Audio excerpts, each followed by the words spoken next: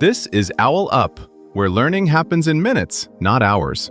For a deeper journey, explore all our courses at owlup.co. Now, let's dive in.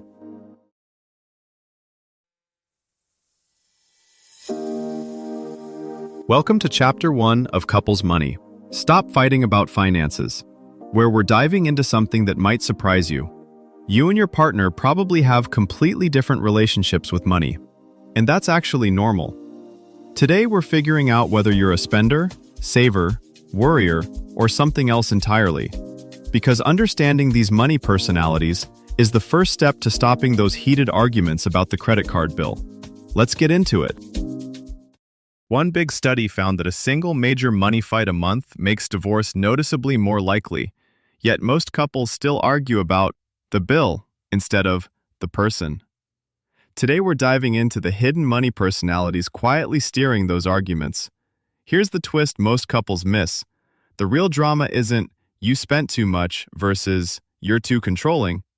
It's two different money instincts colliding in the dark. Research from behavioral economics shows these instincts are surprisingly consistent over time, almost like a financial fingerprint. They show up in tiny moments. Who feels itchy when the checking account dips? Who lights up at a sale?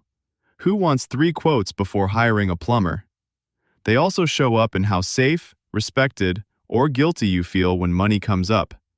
When you don't name those patterns, you end up arguing about line items instead of core needs like freedom, security, pride, or generosity. Today we'll start turning those vague tensions into clear profiles so you can see the pattern without blaming the person. Most of us picked up our money habits long before we ever earned a paycheck.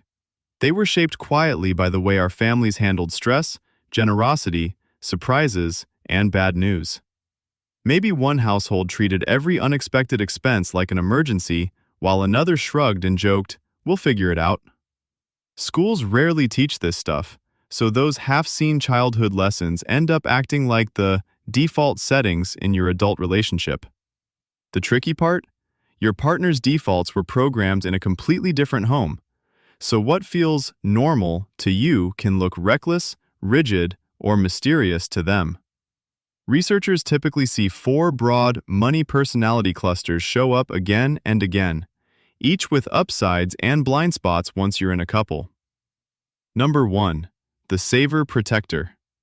This person feels safest when there's a cushion. They love full emergency funds, auto transfers to savings, and clean, predictable bills. Conscientiousness research shows people like this quietly end up with higher savings rates, not because they earn more, but because they leak less.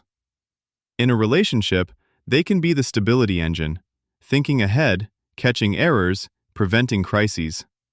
Under stress, though, they may slide into scarcity thinking, seeing almost every purchase as a threat. A partner can experience that as criticism or a lack of spontaneity. Number 2. The spender experience seeker. This one values enjoyment, aesthetics, and memories. Money is a tool for aliveness, dinners out, trips, gifts, upgrading the thing you touch every day. They often defend quality of life when everyone else wants to wait until later. The risk is that later never quite arrives. If they feel shamed, they may hide purchases or swing between strict, no-spend phases and big splurges. Notice, this isn't just irresponsible. It's often driven by a deep fear of missing out on life or repeating a childhood of going without. Number 3. The planner optimizer. They want a system, spreadsheets, timelines, payoff plans, investment strategies. Studies like the Capital One Decision Lab work show that when tools match this style, their saving jumps. They're good at turning vague goals into concrete steps.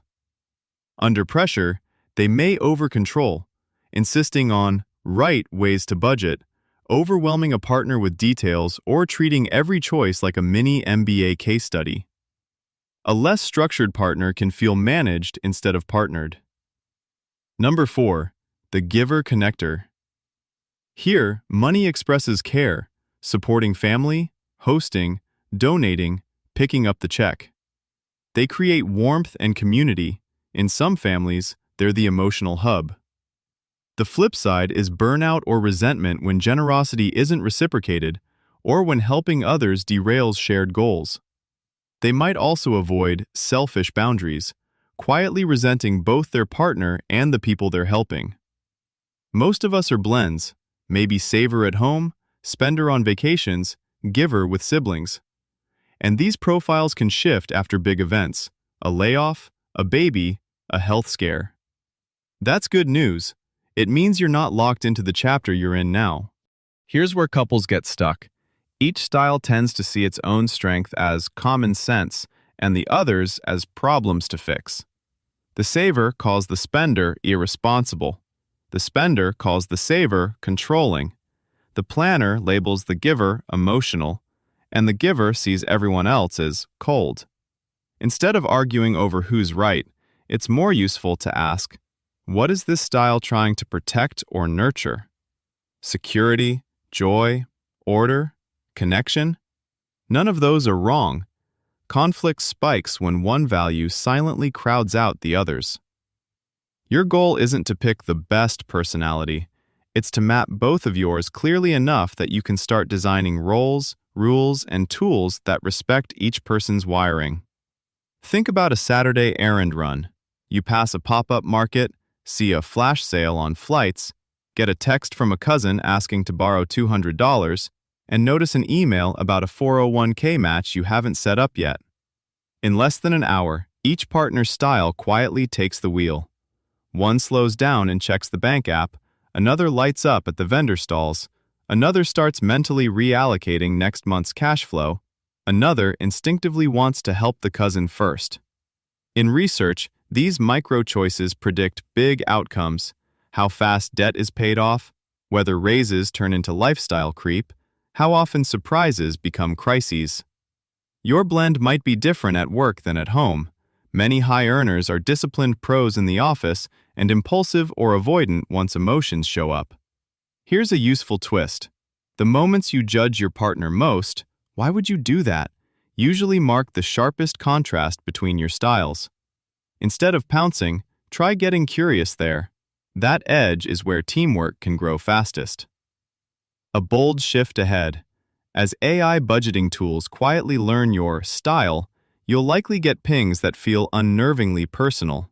Future you would love if you paused this purchase. Helpful, yes, but also a bit like a friend who never forgets anything you've ever done.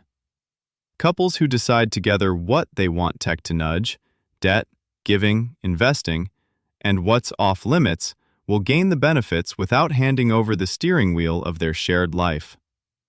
Your challenge this week: treat every tiny money choice like a ping from your style, tapping Buy Now, ignoring a bill email, over-researching a $40 gadget.